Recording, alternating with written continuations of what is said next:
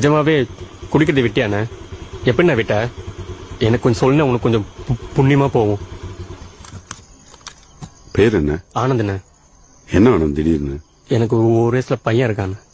இந்த கருமத்தெல்லாம் விட்டுட்டு அப்படியே தான் காசு சேர்க்கணும்னு நினைக்கிறேன். இது நாளைக்கு விட்டலாம் அப்படியே போயிட்டே இருக்கு.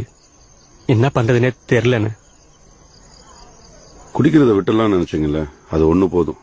அதை ஊதி பெருசாக்குங்க. காலைல ஏஞ்சது உங்க குழந்தைய நினைச்சு பாருங்க.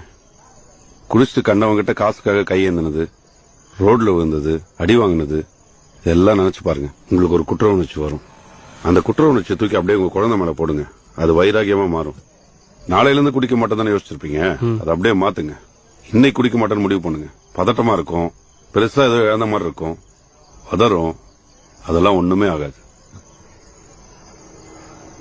பாத்துக்கலாம் ஆனந்த்.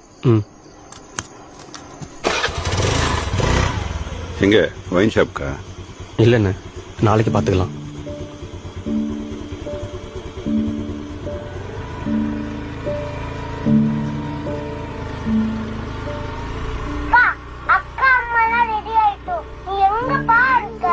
அப்பா வந்துட்டேன்டா.